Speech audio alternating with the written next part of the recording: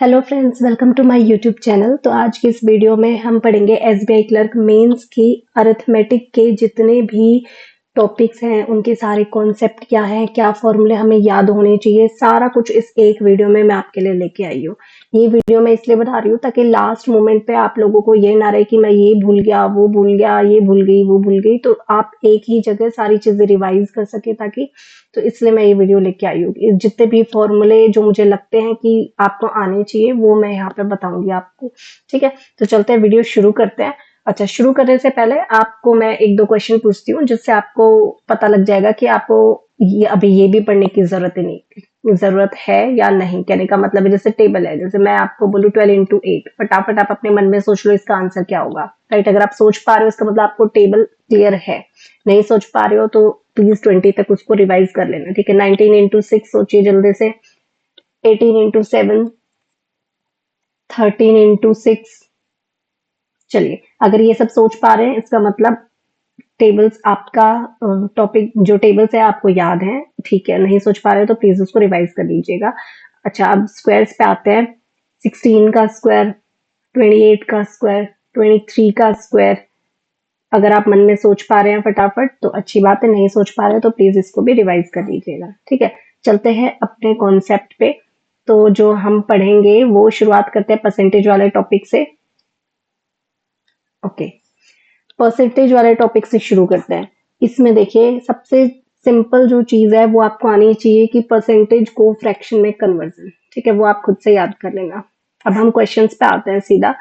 तो अगर इस टाइप का क्वेश्चन है कि जैसे कि राजधानी एक ट्रेन है, वो 16 into 2/3% स्लो है। ठीक है, शताब्दी से तो शताब्दी कितनी फास्ट है राजधानी से। अगर इस टाइप का कोई भी क्वेश्चन आए या सैलरी के ऊपर आ जाए कि राम की सैलरी इतने परसेंट कम है श्याम से, तो श्याम की कितने परसेंट ज्यादा है, तो इसका आंसर सेम नहीं होता। जिसमें अगर आपको बोल दो राम की सैलरी 10% कम है श्याम से, तो श्याम की कितनी ज्यादा हुई, तो इसका मतलब ये नहीं कि श्याम की 10% ज्यादा हुई, इसका आंसर कुछ हो रहेगा। ठीक है, तो ऐसे क्वेश्चन में क्या कॉन्सेप्ट होता है, ऐसे क्वेश्चन में होता है कि इसको आप फ्रैक्शन में सोच लीजिए पहले तो। ठीक है, जैसे कि इसकी बात करूं मैं, 16 into 2/3%, इसका मतलब फ्रैक्शन में क्या होता है, 1/6 होता है। राइट, अगर यहाँ पे ये परसेंटेज जो है ये इसके साथ स्लो वर्ड लिखा हुआ है तो माइनस साइन लगाइए। स्लो, लेस ये वर्ड लिखे हुए तो माइनस, फास्ट, मोर ये वर्ड लिखे हुए तो प्लस लगाना है। ठीक है, अब माइनस साइन लगा दिया, उसके बाद आपने ऊपर वाला नंबर एज इट इज रखना है, और नीचे जो है अगर माइनस साइन है तो इनको माइनस करके लिखिए, और अगर प्लस साइन है तो प्लस करके लिखिए। ठीक है, तो जो आंसर आएगा आपका वो ये आएगा, 1/5। राइट, 1/5 का अगर मैं परसेंटेज कन्वर्जन करूं यानी इंटू 100 करूं तो ये आ जाएगा 20%, यानी कि ये जो है 20% यहाँ पर फास्ट है। इससे कॉन्सेप्ट समझ में आया। ठीक है, तो ये इसका इस टाइप के क्वेश्चन का कॉन्सेप्ट है। सेकंड जो चीज है वो आपको पता होनी चाहिए कि अगर कोई भी ऐसा क्वेश्चन है जिसमें रेडियस, हाइट इस तरीके से बोला हुआ हो कि ये जो है इंक्रीज हो रहे हैं सेम से, 25% से इंक्रीज हो रहे हैं फॉर एग्जाम्पल। ठीक है, अब पूछा गया कि सरफेस एरिया पर क्या इफेक्ट पड़ेगा। ठीक है, एरिया पर इफेक्ट पूछ लिया।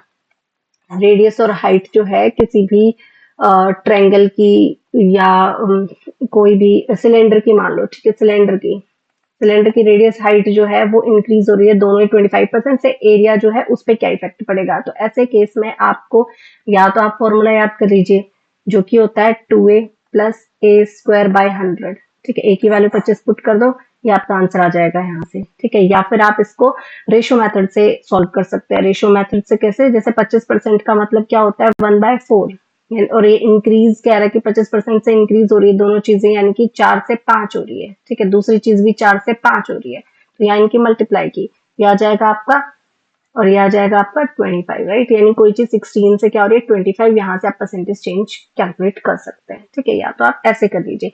सेम अगर जैसे क्यूब वाला केस है, लेंथ, ब्रेथ, हाइट इनका बोला हुआ है कि ये तीनों चीजें बढ़ रही हैं, तो या तो फॉर्मूला 3 के केस में अगर आपको टोटल चेंज पूछा गया तो फॉर्मूला जो है वो कुछ इस टाइप से कि 3a, ये ट्रिक है, 3a.3a² 2 एंड देन a³ 2। ठीक है, को कुछ भी आपको नंबर दे रखा है, लास्ट की 2 डिजिट a³ करके, जैसे 10% है, 10 का a³ क्या, 1000 आ गया, 2 0 पुट होंगी 10 जो है वो इसमें ऐड हो जाएगा अगले में, ठीक है। तो ऐसे ही 3 को निकालिए, उसमें 10 ऐड कीजिए, सिर्फ लास्ट की 2 डिजिट यहाँ पे आप लिखिए, अगले को इसमें ऐड कर दीजिए 3a में, ठीक है, वो आपका आंसर होगा। तो 3 के केस में ऐसे निकालते हैं। नेक्स्ट जो चीज है वो है कि ये इंपॉर्टेंट है कि प्राइस, कंजम्पशन और एक्सपेंडिचर वाला क्वेश्चन, ठीक है। अगर आपसे इस टाइप से दे दिया कि भाई प्राइस जो है 20% से डिक्रीज हो रहा है, मान लो 20% से डिक्रीज हो रहा है, ठीक है, एक्सपेंडिचर जो है 36% से इंक्रीज हो रहा है, तो कंजम्पशन पर क्या इफेक्ट पड़ेगा, या ये दोनों चीजें दे दी और प्राइस पूछ लिया, ठीक है। इस टाइप का अगर पूछा गया है जिसमें एक्सपेंडिचर गिवन है, प्राइस और कंजम्पशन में से एक चीज गिवन है, एक चीज पूछ रहा है, तो आप ऐसे क्वेश्चन को कैसे सॉल्व करेंगे? आप लिखिए 100, फिर आप ऐसे लाइन बनाइए। अब आप देखिए ऊपर जो है, या प्राइस दे रखा है तो प्राइस के बारे में लिखिए, कंजम्पशन दे रखा है तो कंजम्पशन के बारे में लिखिए, ठीक है, जो चीज दे रखी है उसके बारे में। तो प्राइस का दे रखा है 20% से कम हो रहा है, तो आप मानिए 100 था, 100 में 20 कम हो गया तो 80 हो गया। अब एक्सपेंडिचर को नीचे लिखते हैं, ठीक है, ये 36% से बढ़ रहा है, यानी कि 100 था तो 36% से बढ़ा रहे हैं, तो कितना हो जाएगा? 136 हो जाएगा, राइट। अब ये आपका ये जो निकल के आया है, ये निकल के आया है कि ये पुराना कंजम्पशन है, ये नया कंजम्पशन है, 80 से कंजम्पशन बढ़ के 136 हो गया। अब आप चेंज निकाल सकते हैं, परसेंटेज चेंज पूछेगा, ठीक है, दोनों को माइनस कर देना, दोनों को माइनस, यानी 136 माइनस 80 अपॉन ओरिजिनल, ओरिजिनल ये ऊपर वाला माना जाता है, इंटू 80 बाय 80 इंटू 100, ऐसे करके आप कंजम्पशन में यहाँ पे चेंज निकाल सकते हैं कि कितने परसेंट का आया। क्लियर है? ठीक है, ओके। नेक्स्ट जो चीज है, जस्ट सेकेंड, ओके, नेक्स्ट जो है वो आता है मार्क्स वाले, मार्क्स वाला टाइप, ठीक है। तो मार्क्स वाले में जैसे कि कोई स्टूडेंट है, उसको 36% मार्क्स आए हैं, ठीक है, और वो फेल हो गया 32 मार्क्स से, 32 मार्क्स उसको और चाहिए थे पास होने के लिए। अब अगर वो ले लेता है 48% मार्क्स, तो फिर वो पास भी हो जाता है, और पासिंग मार्क्स से वो 64 मार्क्स ऊपर चला जाता है। ऐसे टाइप का अगर क्वेश्चन है और आपसे पासिंग मार्क्स पूछ ले या पासिंग परसेंटेज पूछ ले, ठीक है, कुछ भी पूछ ले, तो ऐसे में क्या करना होता है? ऐसे में आप ये सोचिए कि ये पासिंग लाइन है, ठीक है, स्टूडेंट को मान लो यहाँ 36% पे ही रह गया, वो और 32 नंबर चाहिए थे, ठीक है, लेकिन अगर इस पासिंग लाइन को भी क्रॉस करके वो 48% ले लेता है, तो वो 64 मार्क्स मोर ले रहा है, इस पासिंग लाइन से 64 मोर ले रहा है, ठीक है। तो इसका मतलब यहाँ 36 से इस 48 तक का ये जो डिफरेंस है, ये 36 तो यहाँ तक हो गया ना, 48 यहाँ तक पहुंच रहा है, इसका मतलब ये 48 पूरा यहाँ तक है, 36 यहाँ तक है, तो ये जो लाइन है, इस आप डिफरेंस देखिए इनका, ये हो गया आपका 12, यानी कि जो 12% है इसकी वैल्यू कितनी है? 32 प्लस 64, ये है, ठीक है, ये हो जाएगा 96। 12% की वैल्यू 96 है, तो अब 1% की वैल्यू आराम से आ जाएगी, कितनी आ जाएगी? 8 आ जाएगी, ठीक है। 1% की वैल्यू 8 मार्क्स है। अब आप उसने आपसे मार्क्स पूछे या परसेंटेज पूछे, आराम से काउंट कर सकते हैं, ठीक है। फॉर एग्जांपल इसमें परसेंटेज पूछी है, पासिंग परसेंटेज कितनी होगी, तो भाई 1% का मतलब 8 मार्क्स है, यानी कि 8 मार्क्स से 1% बन रही है, तो अगर मैं कहूँ 32 मार्क्स से कितनी परसेंट बनेगी, निकाल सकते हो, ठीक है भाई। 8 से अगर 1% बन रही है तो 32 से कितनी बनेगी? 4 बन जाएगी, ठीक है। तो यहाँ पे 4% और होती तो वो पास हो जाता, और 36 ले ही रहा था, तो यानी कि 40% से पास हो रहा है, ठीक है। तो ऐसे सोचना है इस टाइप के क्वेश्चन में। तो ये सारा था परसेंटेज वाला कॉन्सेप्ट। अब आते हैं अपने नेक्स्ट पे, जस्ट सेकेंड,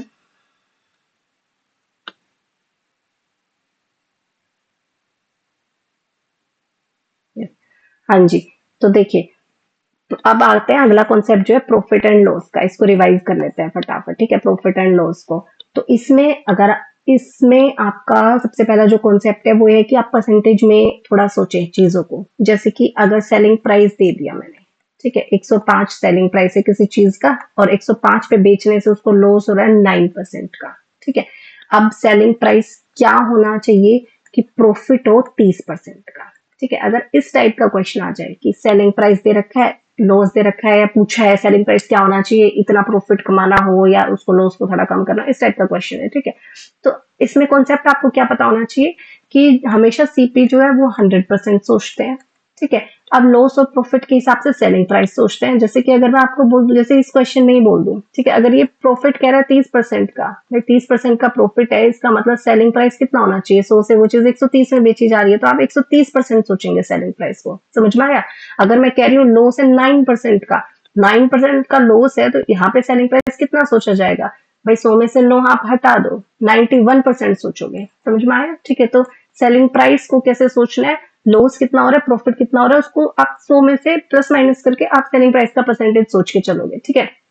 अब अगर यहाँ मैं देखूं, सेलिंग प्राइस कह रहा है 105 है, लॉस हो रहा है 9% का, इसका मतलब सेलिंग प्राइस 91% सोच के चलोगे, यानी आपको 91% की वैल्यू दे रखी है यहाँ पे, 91% की वैल्यू आपको दे दी 105। ठीक है।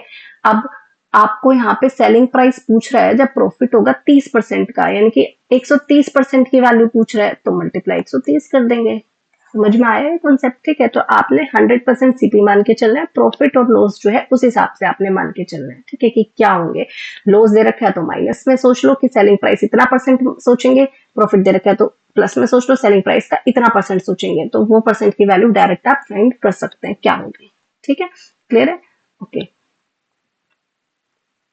अगला जो कॉन्सेप्ट है वो हमारा है कि अगर आपसे इस टाइप का क्वेश्चन दिया हो कि कोई पर्सन है, वो कोई चीज खरीद रहा है 11 चीज खरीद रहा है 10 की, ठीक है, और फिर उसको बेच रहा है इस हिसाब से कि at the rate of 10 for rupees 11। ठीक है, ऐसा कोई कॉन्सेप्ट हो, ऐसा कोई क्वेश्चन दे रखा हो, तो उसमें आप क्या करते हो, आप पहले लिखो यहाँ प्राइस, फिर लिखो यहाँ आर्टिकल। ठीक है, प्राइस जो है 11 रुपए, 11, ओके, प्राइस जो है कुछ भी दे रखा हो, यहाँ प्राइस लिखना है, यहाँ आर्टिकल लिखना, 11 या ये मान लो 11 रुपए में 10 चीज, 10 रुपए में 11 चीज, ऐसे करके दे रखा हो। ठीक है, तो यहाँ पे आप सीपी लिखे, यहाँ पे एसपी लिखे। अब आपका पहला काम जो होता है ऐसे क्वेश्चन में, प्राइस लिखा, आर्टिकल लिखा, सीपी लिखा, एसपी लिखा। ठीक है, पहला काम होता है आर्टिकल को यहाँ पे नंबर सेम बनाओ। ठीक है, तो यहाँ पे इसको 11 से मल्टीप्लाई करना पड़ेगा इस लाइन को, और इस लाइन को 10 से मल्टीप्लाई करना पड़ेगा। ठीक है, तो यहाँ पे आपका क्या हो गया, आर्टिकल का नंबर सेम हो जाएगा, 110 हो जाएगा, सेम यहाँ 11, इससे 11 से मल्टीप्लाई होगा, दोनों ही चीजें होंगी। ठीक है, तो यहाँ 121 हो जाएगा, और नीचे 100 आ जाएगा, और यहाँ पे ये 110 आर्टिकल हो गए सेम। ठीक है,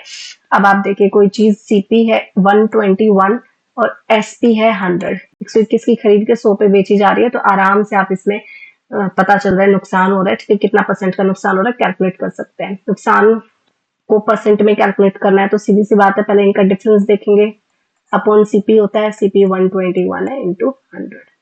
ठीक है, इंटू 100 ऐसे निकालते हैं। ठीक है, तो यहाँ पे आपको पता चल जाएगा। इस टाइप के क्वेश्चन में ये वाला कॉन्सेप्ट होता है, ये आपको याद रखना है।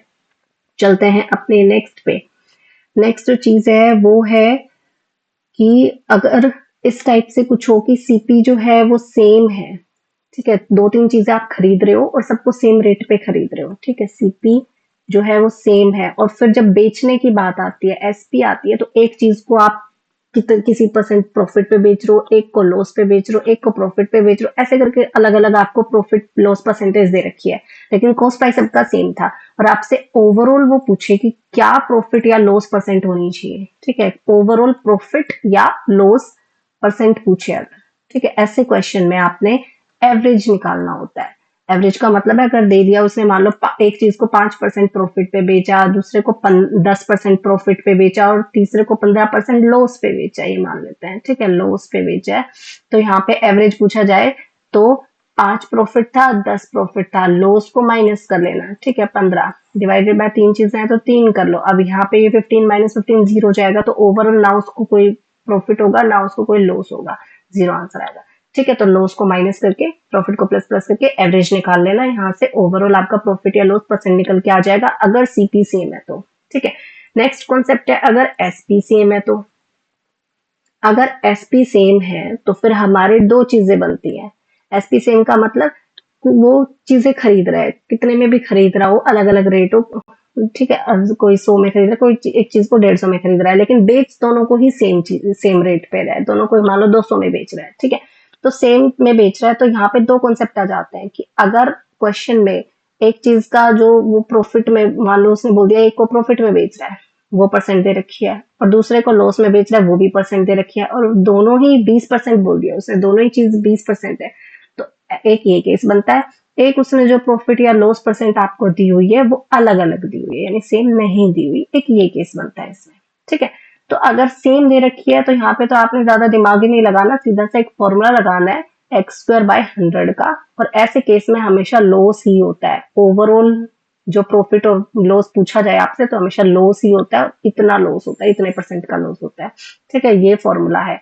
अगर ऐसा दे रखा हो कि एसपी सेम है, मान लो कुछ भी दे रखा हो 1020.53, भाई मेन्स है ऐसे ही करके घुमाएगा आपको। ठीक है, ये दे दिया कि इतने में बेच रहा, अब आप तो सोचोगे यार ये तो छोड़ने वाला क्वेश्चन आ गया, पॉइंट्स में दे रखा है, लेकिन क्वेश्चन को पढ़ के थोड़ी तसल्ली से सोच लेना कि क्या इसमें इसकी जरूरत पड़ेगी, इसकी जरूरत ही नहीं पड़ेगी। ठीक है, आपको दे दिया उसने, एक को वो 10% प्रॉफिट पे बेच रहा है, दूसरे को 20% लॉस पे बेच रहा है। ठीक है, अब आप बताओ ओवरऑल उसको प्रॉफिट होगा या लॉस होगा, तो आपने देखा यार दोनों को सेम ही अगर उस पे बेच रहा है एसपी पे, तो एसपी की तो जरूरत है ही नहीं ऐसे क्वेश्चन में, सिर्फ और सिर्फ इसकी जरूरत है।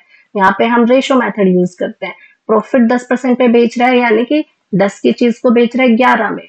ठीक है, और लॉस 20% लॉस पे बेच रहा है यानी कि 5 की चीज को बेच रहा है 4 में। ठीक है, तो यहाँ पे आप देख लो, अब इनको मल्टीप्लाई कर लो, इनको मल्टीप्लाई कर लो, देख लो प्रॉफिट हो रहा है लॉस हो रहा है। क्लियर है? ठीक है, ऐसे क्वेश्चन में ये करना है। अगर इस टाइप का दे रखा है कि सीपी और एसपी जो है वो आपके एक आर्टिकल का सीपी दूसरे आर्टिकल के एसपी के इक्वल है, इस टाइप का दे रखा तो भी रेशो मेथड ही आपने यूज करना है। ठीक है, डन, ओके। हाँ जी, तो अब आते हैं अपने नेक्स्ट कॉन्सेप्ट पे जो कि है डिसऑनेस्टी वाला। ठीक है, अब बेईमानी वाला जो कॉन्सेप्ट है उसमें एक होता है खरीदते टाइम बेईमानी, एक होती है बेचते टाइम बेईमानी। ठीक है, तो खरीदते टाइम जो है, खरीदते टाइम अगर बेईमानी की बात हो तो इसमें मैं एक एग्जांपल बता देती हूँ कि जैसे कि कोई इंसान है वो कुछ खरीद रहा है और उस 1000 ग्राम, ठीक है, लेकिन उसने चालाकी दिखा दी, उसने थोड़ा सा जैसे दुकानदार का ध्यान यहाँ वहां हुआ, उसने थोड़ा सा और सामान डाल लिया और उसने ले लिया 1100 ग्राम। ठीक है, अब ऐसे में आपसे पूछेगा बताओ क्या उसको प्रॉफिट लॉस क्या हो रहा है। ठीक है, तो ऐसे केसेस में जिसमें खरीदते टाइम वो कुछ बेईमानी कर रहा है, ठीक है, एक तरह से कस्टमर बेईमानी कर रहा है। ठीक है, तो ऐसे में आप कैसे निकालेंगे कि जब मान लो उसने कुछ खरीदा है, ठीक है, अभी आपको ये दिमाग लगाना है कि जब वो उसको बेचेगा तो क्या वो 1000 ग्राम के पैसे लेगा या 1100 ग्राम के पैसे लेगा, आपने ये सोचना है। ठीक है, भाई जब उसके पास 1100 ग्राम चीज है तो वो पैसे तो 1100 ग्राम के लेगा ना, तो इसका मतलब बेचेगा तो वो इसको इतने में, लेकिन जब वो उसकी जेब से पैसा कितने का गया है, उसकी जेब से पैसा सिर्फ 1000 ग्राम का गया है। ठीक है, तो ऐसे केस में सीपी ये और एसपी ये। ठीक है, ये सोचना है आपने। तो अब यहाँ पे आप देख लो कि भाई 100 का उसको प्रॉफिट हो रहा है, कितने पे हो रहा है, 1000 पे हो रहा है इंटू 100। ठीक है, ऐसे करके आपने यहाँ पे कैलकुलेट कर लिया कि उसको कितने परसेंट का प्रॉफिट हुआ। लेकिन भाई अगर मैं बेचते टाइम की बात करूं, बेचते टाइम बेईमानी की बात करूं, ठीक है, यहाँ पे दो केस बन जाते हैं, एक प्राइस में वो कुछ बेईमानी कर दे, एक क्वांटिटी में कर दे। ठीक है, प्राइस में गड़बड़ का तो आपको सीधा सा समझ में आता है कि भाई खरीद 100 में रहा था, जैसे यही मान लो खरीद 1000 में रहा था, बेच 1100 में रहा है। ठीक है, तो सेम है ये प्राइस वाला केस। तो ठीक है, 100 की चीज 150 में बेच रहा है तो ठीक है, 50 का फायदा हो रहा है, कितने पे हो रहा है, 100 पे हो रहा है इंटू 100। ठीक है, तो ये प्राइस वाला केस तो सिंपल है। क्वांटिटी वाला केस आप सोचिए कि अगर वो बेचते टाइम बेईमानी कर रहा है, जैसे कि मान लेते हैं 1000 ग्राम की जगह वो दे रहा है 900 ग्राम। ठीक है, ये ले लेते हैं 1000 ग्राम की जगह वो 900 ग्राम दे रहा है, उसने अपनी मशीन में कोई गड़बड़ कर रखी है। तो अब आपको इस केस में कैसे सोचना है, अभी सोचने वाले बच्चे तो सोचेंगे चलो 100 कर लेते हैं बटे 1000 कर लेते हैं इंटू 100 कर लेते हैं। नहीं भाई, यहाँ पे दिमाग लगाना है, यहाँ पे आपने ये सोचना है कि उसकी जेब से अब पैसा कितने का गया। ठीक है, जब वो 900 में अगर दे रहा है कस्टमर को, 900 ग्राम चीज बेच रहा है, 900 ग्राम का पैसा, तो इसका मतलब 900 ग्राम का सामान तो उसने दिया है, तो उसकी जेब से 900 ग्राम की चीज तो गई है, तो ये सीपी होगा। ठीक है, उसको कॉस्ट प्राइस इतना तो पड़ा ही है 900 का, और ये एसपी होगा। कमा उसने कितना लिया, 1000 ग्राम का लिया, पैसा उसने 1000 ग्राम का कमा लिया। ठीक है, तो ये एसपी होगा इस केस में, ये सीपी नहीं होगा। ठीक है, यहाँ पे चेंज हो जाती है चीजें। तो अब सीपी जो, अब यहाँ प्रॉफिट आप देख लो, यहाँ पे 900 की चीज 1000 में बेच रहा है, इसका मतलब यहाँ पे कितने का प्रॉफिट हो गया, यहाँ पे 100 बटे, यहाँ डिवाइड का फर्क हो गया। ठीक है, डिवाइड में या तो ये चीज लिखी जाएगी या ये, हमेशा डिवाइड में सीपी लिखा जाता है, अगर आप इसको सीपी मान लेते तो गलत हो जाता है। अब देखिए सीपी ये है तो यहाँ पे ये लिखा जाएगा इंटू 100, इस हिसाब से निकलेगा प्रॉफिट लॉस परसेंट। समझ में आया? ठीक है, ये थोड़ा सा आपने याद रखने वाली चीज थी ये। अच्छा, और एक जो चीज आपको पता होनी चाहिए इसमें, एक फॉर्मूला छोटा सा और याद रख लीजिए, हो सकता है कहीं काम आ जाए। CP अपॉन MP वाला इक्वल्स टू 100 माइनस होता है डिस्काउंट परसेंट अपॉन 100। अगर प्रॉफिट परसेंट दे रखा है तो प्लस का साइन लगा दो, लॉस परसेंट दे रखा है तो माइनस का साइन लगा के लॉस परसेंट लिख लो।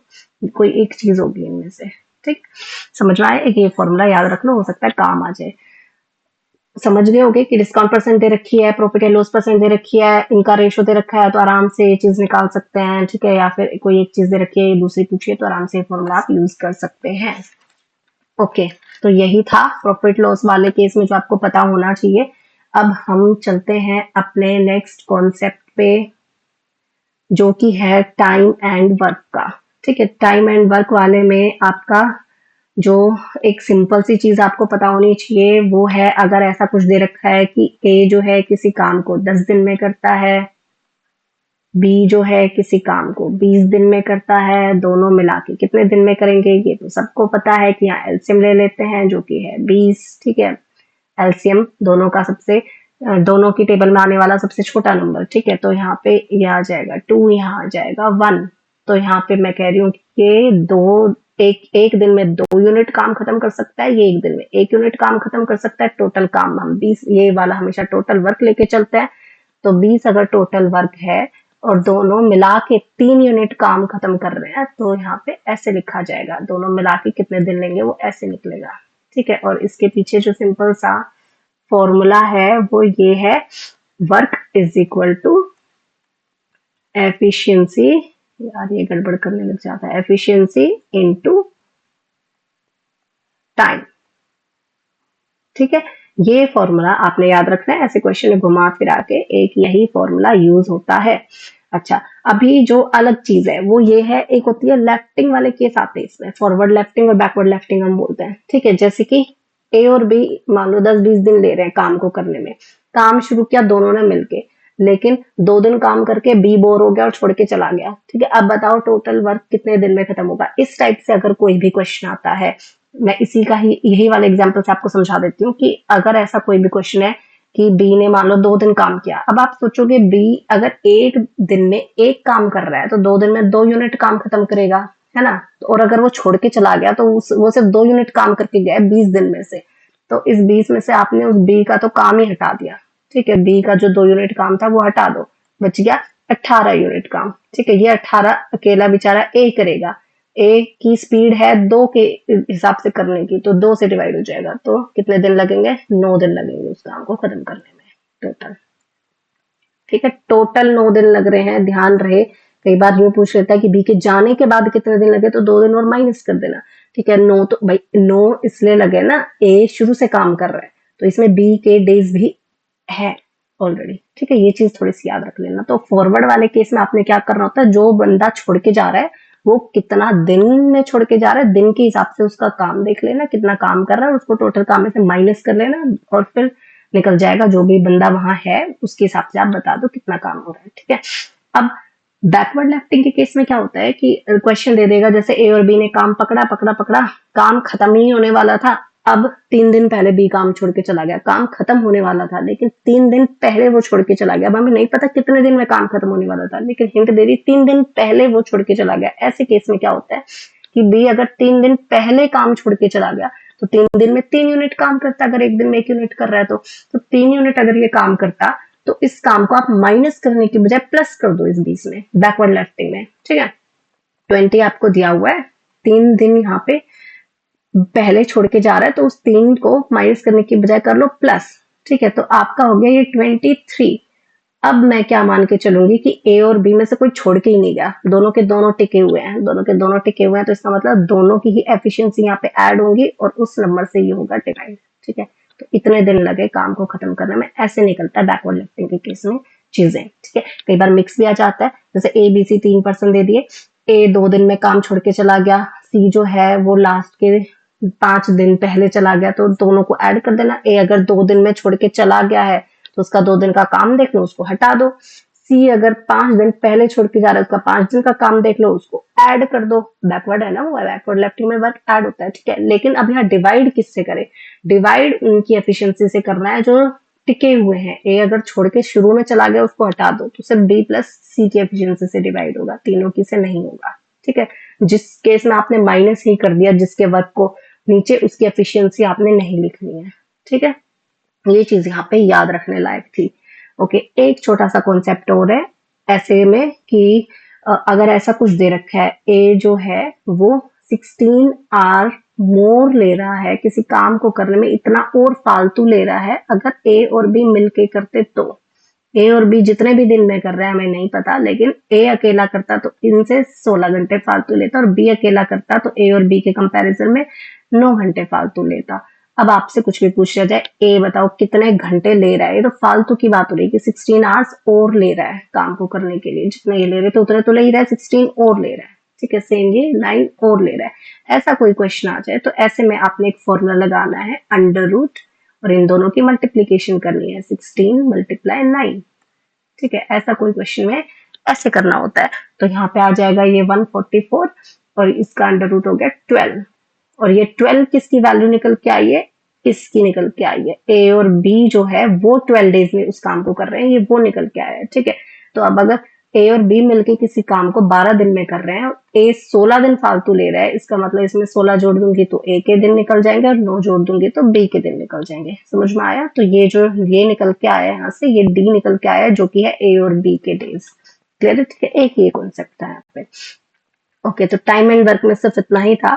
अब चलते हैं अपने नेक्स्ट कॉन्सेप्ट पे जो कि है सिंपल इंटरेस्ट का, और बहुत ही सिंपल सा है। सिंपल इंटरेस्ट में फॉर्मूला सबको पता ही है, PRT/100, ठीक है। ये आपका होता है फॉर्मूला।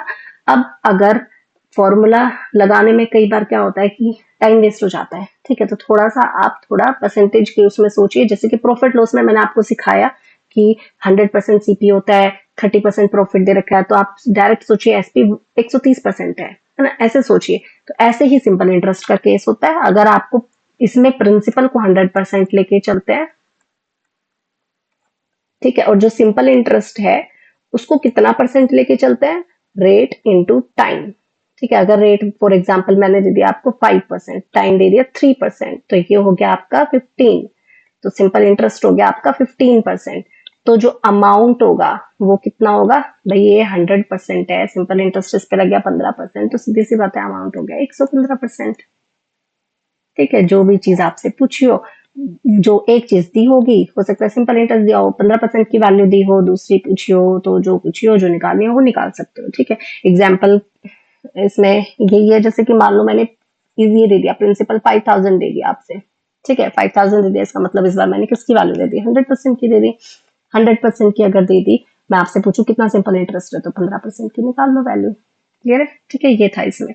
अभी इसमें एक और, बस इसमें सिंपल इंटरेस्ट में यही है, एक जो और छोटा सा कॉन्सेप्ट है वो ये है कि अगर ऐसा कुछ दिया हो कि प्रिंसिपल जो है वो हो जाता है 36 टाइम्स हो जाता है, ठीक है, 100 ईयर्स में, 100 साल में प्रिंसिपल 36 टाइम्स हो जाता है खुद का, और 29 टाइम्स कितने साल में होगा? ऐसा कोई क्वेश्चन है इस टाइप का, ठीक है। ऐसा कुछ फ्रेम हो रहा है, तो ऐसे क्वेश्चन में आपने कैसे करना होता है भाई? प्रिंसिपल जो है एक से बढ़ के हो गया 36, खुद से 36 टाइम्स हो गया, नहीं अगर एक था शुरू में तो अभी 36 हो गया प्रिंसिपल, ठीक है। यानी कि इसमें कितना ऐड हुआ?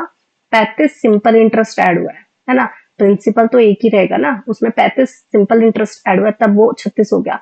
अच्छा, अभी ये इसका टाइम दिया हुआ है आपसे 100 साल, 29 टाइम्स हो गया, यानी एक से 29 टाइम्स हो गया, यानी कि उसमें कितना सिंपल इंटरेस्ट ऐड हुआ होगा? 28 ऐड हुआ होगा। यहाँ तक समझ में आया? ठीक है, इन पे फोकस करो, ये दो चीजों पे, ठीक है। यहाँ पे आपसे टाइम पूछा गया कितना लेगा, तो बस सिंपल है, 35 कोई चीज 100 साल में हो रही है तो 28 कितने साल में होगी? तो सेम कॉन्सेप्ट जो हम बचपन में सीखते आए हैं, 35 कोई चीज 100 साल में हो रही है तो एक कितने में होगी? 100/35 कर लो, तो 28 कितने में होगी? 100/35 मल्टीप्लाई 28 कर लो, इसको सॉल्व कर लो, आपका आंसर आ जाएगा कि ये आंसर आ गया कि कितने साल में ये 29 टाइम्स हो जाएगा। क्लियर है? समझ में आया? ठीक है, एक बार फिर से देख लेना ना समझ में आया तो।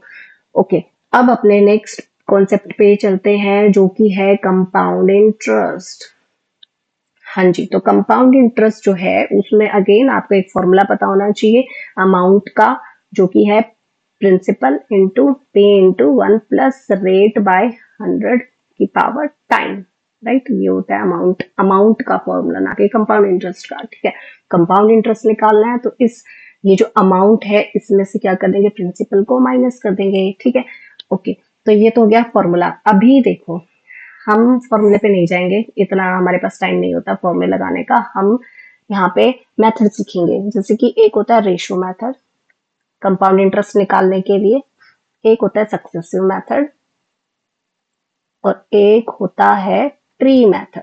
तीन मेथड से हम ये कंपाउंड इंटरेस्ट वाले क्वेश्चंस को सॉल्व कर सकते हैं, ठीक है। अब फटाफट इन मेथड्स को देख लेते हैं। जैसे कि मान लो प्रिंसिपल है, यही प्रिंसिपल है हमारा 3000, ठीक है। रेट है हमारा 20%, ठीक है। टाइम है हमारा 2 ईयर, 2 ईयर ये है। अब तीनों ही मेथड से सीख लेते हैं कैसे करना है, ठीक है। तो रेशो मेथड में क्या होता है, रेशो मेथड में आप फोकस करिए इन पे, ठीक है। 20% का मतलब होता है 1/5, ठीक है। यानी कि 5 से कोई चीज बढ़ के हो गई है 6, 2 साल दे रखा है तो 2 बार लिख लो इस चीज को, 3 दे रखा है 3 बार लिख लो, 4 दे रखा है 4 बार लिख लो, ठीक है। इनको कर लो आपस में मल्टीप्लाई, 5 × 5 25, 6 × 6 36, ठीक है। तो अब आप बस ये हो गया, ये जो चीज निकल के आई है ये प्रिंसिपल है, ये जो चीज निकल के आई है अमाउंट है, ठीक है।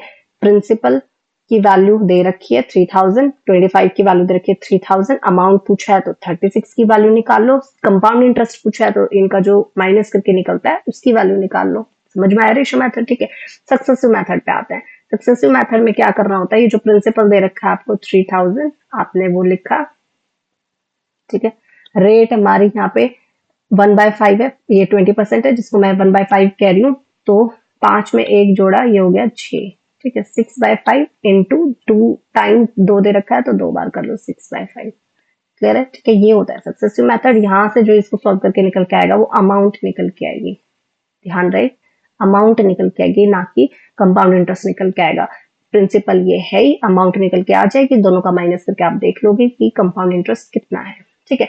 ट्री मेथड समझ लेते हैं। ट्री मेथड में क्या होता है, या तो आप 100 मान लो शुरू में, या जो इन्होंने दे रखा है वही मान लो, हम 100 मान लेते हैं, ठीक है।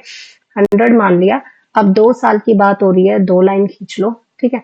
यहाँ पे आप देखो रेट जो है 20% है, 20% रेट यानी 1/5 है, तो यहाँ पे लिख लो मल्टीप्लाई 1/5, 100 को मैं मल्टीप्लाई 1/5 करूं तो कितना आ जाएगा, 20 आ जाएगा, ठीक है। यहाँ पे भी 1/5 करूं तो कितना आ जाएगा, 20 आ जाएगा, ठीक है। और सेकेंड ईयर में इस पे तो लग गया 20, इस पे और लगेगा अगले साल में, तो इसको भी मल्टीप्लाई 1/5 करेंगे तो 4 आ जाएगा, ठीक है। तो ये जो 2024 निकल के आया है, ये हमारा क्या निकल गया, कंपाउंड इंटरेस्ट निकल के आया है, और ये प्रिंसिपल है, सबको ऐड करने का अमाउंट हो जाएगा, जिसकी वैल्यू दे रखी है जो निकालना है उसको कंपेयर कर लो। 100 की वैल्यू दे रखी है, यहाँ पे ये 44 की वैल्यू पूछी है, क्लियर है, ठीक है। ऐसे ये 3 मेथड होते हैं हमारे कंपाउंड इंटरेस्ट के केस में। ओके, अब अगली चीज जो आपको पता होनी चाहिए वो है कि अगर ऐसा कुछ है कि आपको पर एनम की जगह हाफ ईयरली वाले वर्ड यूज करे हो, ठीक है। हाफ ईयरली में सीधा सा काम करना आप लोग कि जो रेट है उसको हाफ कर लेना, ठीक है। फॉर एग्जाम्पल 10% रेट दे रखे और वर्ड यूज कर रखा हो कंपाउंडेड हाफ ईयरली, तो 10 की जगह आप जब भी सॉल्व करोगे तो 5% रेट लेके चलना, ठीक है। और अगर आपको रेट का पता चल गया, और टाइम की अगर मैं बात करूं, कंपाउंडेड हाफ ईयरली दे रखा है तो टाइम उस हिसाब से आप निकालिए, एडजस्ट करिए। फॉर एग्जांपल क्वेश्चन में आपको दे दिया 18 मंथ्स, ठीक है। थोड़ा सा दिक्कत कर रहा है, सॉरी फॉर इनकन्वीनियंस। अगर ये 18 मंथ से रखा है, ठीक है, और वर्ड यूज कर दिया compounded half yearly. Half yearly का मतलब होता है हर 6 महीने में कंपाउंड इंटरेस्ट आपका बन रहा है, ठीक है। हर 6 महीने में बन रहा है तो आप इसको 6 से डिवाइड कर लो, ठीक है। तो ये आपका जो टाइम लेके चलना है, आपने 3 लेके चलना है, क्लियर है। सिर्फ ये 2 चीजों पे फोकस करना है, compounded half yearly word use किया हो तो, ठीक है। ओके, अब 2 फॉर्मूले याद कर लो। Difference between CI and SI अगर दे रखा है, compound interest and simple interest दे रखा है अगर आपको, ठीक है, उसमें 2 साल के लिए एक तो ये फॉर्मूला और एक 3 साल के लिए 3 ईयर के लिए फॉर्मूला, ठीक है। तो ये आपको 2 फॉर्मूले पता होने चाहिए। तो जो फॉर्मूले हैं वो है प्रिंसिपल इंटू R/100 का स्क्वायर। 2 साल के लिए जो डिफरेंस है ये इज इक्वल टू डिफरेंस लिखा जाएगा, ठीक है, इज इक्वल टू डिफरेंस। भाई अगर ऐसा क्वेश्चन है कि सिंपल इंटरेस्ट कंपाउंड इंटरेस्ट में 2 साल का डिफरेंस 50 रुपए है, ठीक है, रेट 5% है, तो प्रिंसिपल कितना होगा, तो सीधा सा फॉर्मूला लगाया निकाल लिया, ठीक है। ऐसे 3 साल के लिए अगर ये चीज दे रखी हो, डिफरेंस दे रखा हो, तो फॉर्मूला बनता है principal into P into R/100 का स्क्वायर इंटू 300, ये मेरा सिस्टम टैब हो जाता है, 300 प्लस R बाय 100।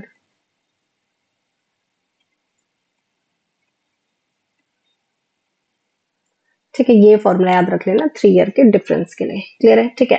अब आते हैं एक लास्ट अपना सेकेंड लास्ट जो कॉन्सेप्ट है वो ये है कि अगर ऐसा कुछ दे रखा है कि प्रिंसिपल जो है वो हो जाता है डबल, ठीक है, वो हो जाता है डबल कितने टाइम में, 4 साल में, 4 ईयर में डबल हो जाता है, ठीक है।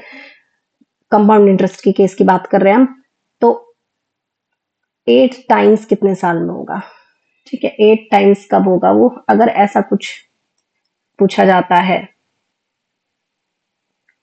एक सेकेंड रुकना दोस्तों,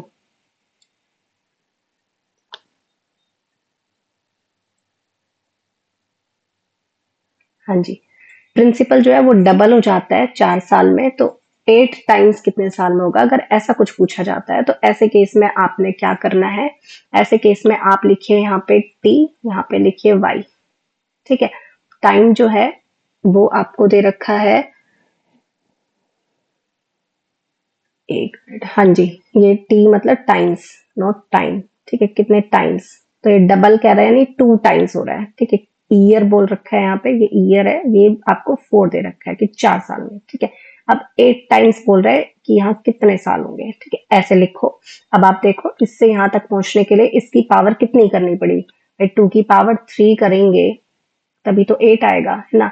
तो 2 की पावर कितनी पड़ी, ये 3 करनी पड़ी, इस 3 को इससे मल्टीप्लाई कर लो, यहाँ वो आंसर आएगा, ठीक है। तो जो यहाँ आंसर आएगा वो 12 आएगा, क्लियर है, समझ में आ गया, ठीक है, ओके। कंपाउंड इंटरेस्ट में अपना जो लास्ट है चीज वो ये है कि अगर ऐसा कुछ है कि, एक सेकंड,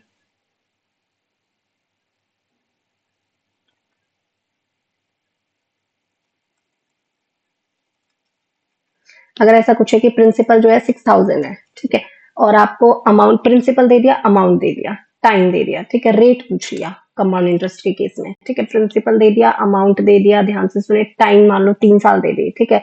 तो दोनों चीजों का जो रेशो निकाला आपने, प्रिंसिपल और अमाउंट, ठीक है, ये 6000 है, ये आपको मान लो दे दिया 7986, राइट, ये दे दिया, और टाइम आपको दे दिया 3 साल है। अब रेट बताओ, तो फॉर्मूले लगाने मत बैठ जाना, ठीक है, बहुत बड़ा पड़ जाएगा।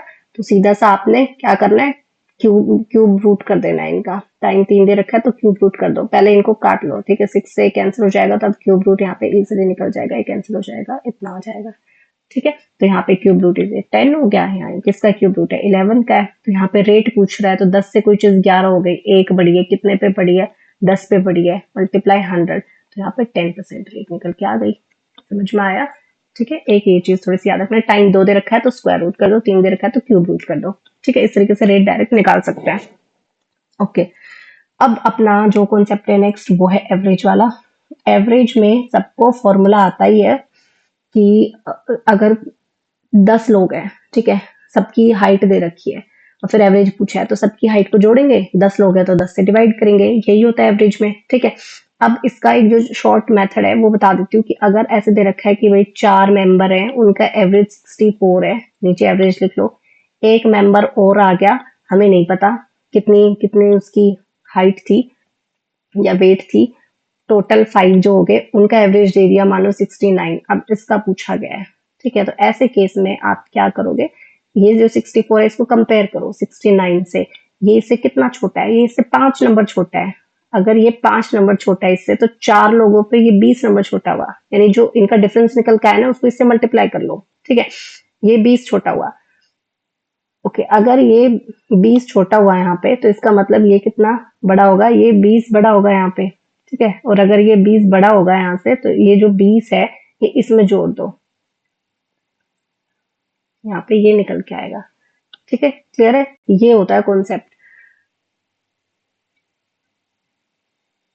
समझ में आया, ठीक है। 4 लोगों का एवरेज जो है वो दिया हुआ है, एक का आपको नहीं पता, और 5 का एवरेज ये है, ये दे रखा है, ठीक है। तो आप पहले देखिए कि ये इससे कितना छोटा है या कितना बड़ा है, ठीक है। 4 पे वो चीज देखनी है और फिर एक पे, हाँ ठीक है, 1 मिनट रुकना, मैं एक बार इसको देख लेती हूँ मैंने कहीं गड़बड़ तो नहीं कर दी। 5 पे देखा, ठीक है, ऐसे करके देखना होता है, ठीक है। ओके, अब इसमें जो रिप्लेसमेंट वाला जो कॉन्सेप्ट है वो हम देख लेते हैं। रिप्लेस में ऐसा कुछ क्वेश्चन आ जाए कि रिप्लेस हो गई कोई चीज, जैसे कि एक मेंबर है वो पुराने मेंबर को रिप्लेस कर देता है, तो सीधा सा फॉर्मूला याद रखना, नया जो मेंबर है उसका जो वेट होगा, ओरिजिनल का जो वेट होगा, प्लस अगर इंक्रीमेंट दे रखा है तो वो लिखो, माइनस अगर डिक्रीमेंट दे रखा है तो वो लिखो, ठीक है। एक चीज कोई मल्टीप्लाई जो भी टोटल हमारे मेंबर हैं वो, ठीक है, समझ में आया। फॉर एग्जाम्पल जैसे कि मान लो आपको दे रखा है कि एवरेज वेट जो है वो 1 into 1/2 kg से इंक्रीज हो जाता है 8 लोगों का, जब एक नया मेंबर रिप्लेस कर देता है 60 किलो के पुराने को। 60 किलो के पुराने को तो ओरिजिनल वाले का 60 लिखा जाएगा, नया मेंबर रिप्लेस कर रहा है उसका हमें बताना है वेट कितना होगा, इंक्रीज हो जाता है तो प्लस लिखा जाएगा, ठीक है। ये 3/2 kg से इंक्रीज हुआ है, इनटू जो टोटल मेंबर है वो 8 है तो 8 हो जाएगा, ठीक है। तो इसको सॉल्व करोगे आपका नए मेंबर का वेट निकल के आ जाएगा। अगर एक्सक्लूजन वाला केस है, ये रिप्लेसमेंट वाला केस हो गया, ठीक है, ये रिप्लेसमेंट का केस हो गया। तो अगर एक्सक्लूजन का केस दे रखा है आपको, एक्सक्लूजन के केस में क्या करना है, ये जो साइन है इंक्रीमेंट में माइनस लिखा जाता है, डिक्रीमेंट में प्लस लिखा जाता है, ठीक है। जैसे कि जो हमारे एवरेज 5 लोग थे जैसे कि, ठीक है, उनका एवरेज जो है 140 है, और एक अगर हट जाता है तो एवरेज जो है, अब नए जो मेंबर है वो 4 हो गए, तो यहाँ जो लास्ट में जो फाइनल मेंबर है वो लिखे जाते हैं, 5 नहीं लिखा जाएगा 4 लिखा जाएगा। फॉर्मूला लिख लो एक बार आप, न्यू जो यहाँ पे नए का जो भी वेट पूछा जाए, नया मेंबर जो भी है ओरिजिनल, प्लस के केस में यहाँ पे डिक्रीमेंट है, और अगर इंक्रीमेंट दे रखा है तो माइनस लगाओगे, उल्टा हो जाता है एक्सक्लूजन के केस में, इनटू फाइनल मेंबर होता है, फाइनल मेंबर, ठीक है। एक एक्सक्लूजन का मतलब क्या है, एक मेंबर हट गया, 5 में से एक हट गया तो यहाँ 4 लिखा जाएगा, ठीक है। इंक्रीमेंट डिक्रीमेंट जो भी आपको दे रखा हो, 140 था एवरेज, अभी 130 हो गया है, तो यानी कि यहाँ पे डिक्रीज हुआ है, तो डिक्रीज हुआ है तो प्लस का साइन लगेगा, 10 का डिक्रीज हुआ है तो 10, ठीक है, समझ में आया। और ओरिजिनल जो भी आपको दे रखा है 140 दे रखा है तो 140, ठीक है। तो यहाँ पे ये फॉर्मूला आता है नए के, यहाँ पे वेट पता लग जाएगा। तो ये था एवरेज वाला कॉन्सेप्ट। इसके अलावा मेंसुरेशन की बात करें तो उस मेंसुरेशन एक टॉपिक है जिसमें आप गूगल करके फॉर्मूले रट के चले जाना, ठीक है, रिवाइज कर लेना, ओके। इसके अलावा ट्रेन वाला कॉन्सेप्ट है, स्ट्रीम बोट वाला कॉन्सेप्ट है, इनमें सिंपल सिंपल फॉर्मूले होते हैं। स्पीड डिस्टेंस वाला कॉन्सेप्ट है, स्पीड डिस्टेंस की अगर मैं बात करूं, सिंपल सा फॉर्मूला है, speed is equal to distance upon time. Speed is equal to, क्या है इसको पता नहीं क्या हो जाता है, speed is equal to distance upon time, ठीक है। ये एक फॉर्मूला आपको पता होना चाहिए। और इसके अलावा अगर ट्रेन की स्पीड की बात हो रही है तो ट्रेन की स्पीड पोल के साथ कंपैरिजन दे रखा हो तो यहाँ स्पीड सिर्फ ट्रेन की लिखी जाएगी। अगर आदमी है तो आदमी सेम डायरेक्शन में है तो दोनों की स्पीड माइनस होती है, ऑपोजिट में है तो एक दूसरे को बहुत जल्दी क्रॉस पकड़ेंगे। अगर 2 ट्रेनें आ रही एक दूसरे को बहुत जल्दी पकड़ेंगी तो इसलिए स्पीड उनकी क्या हो जाएगी, ऐड हो जाएगी, ठीक है। इज इक्वल टू डिस्टेंस में लिखा जाता है ट्रेन की लेंथ कितनी है, प्लेटफॉर्म की लेंथ कितनी है, उनका एडिशन लिखा जाता है, दो ट्रेन की लेंथ कितनी है, ठीक है, टाइम भाई एक दूसरे को कितने में क्रॉस कर रही है वो है, ठीक है। ट्रेन का तो यही कॉन्सेप्ट है। स्पीड बोट वाले में भी सेम फॉर्मूला है, सिर्फ बोट की यहाँ पे स्पीड की बात हो जाती है। एक होता है यू, एक होता है वी। यू का मतलब है बोट जो है वो रुके हुए ठहरे हुए पानी में कितनी स्पीड चल रही, कितनी स्पीड से चल रही है, वो यू होता है। और पानी की स्पीड क्या है वो वी होता है, ठीक है, समझ में आया। तो ये हो गया यू और वी के बारे में। अगर ये डाउन स्ट्रीम है तो प्लस का साइन लगता है, अपस्ट्रीम है तो इनके बीच में माइनस का साइन लगता है, is equal to same distance upon time, यही फॉर्मूला है, ठीक है। तो ये था हमारा ये कॉन्सेप्ट स्पीड और बोट वाला, ये बोट वाला कॉन्सेप्ट, ठीक है। तो आज के लिए बस इतना ही। ये सारी चीजें आपको आई होप रिवाइज हो गई होंगी। अगर नहीं हुई है, नहीं आती है तो थोड़ा सा गड़बड़ है, क्योंकि आप लोगों को अरिथमेटिक आना चाहिए अगर आप लोग एग्जाम क्रैक करना चाहते हैं तो, ठीक है। सिर्फ डीआई और बाकी चीजें करने से एग्जाम क्लियर नहीं होता। ओके चलिए, थैंक यू सो मच।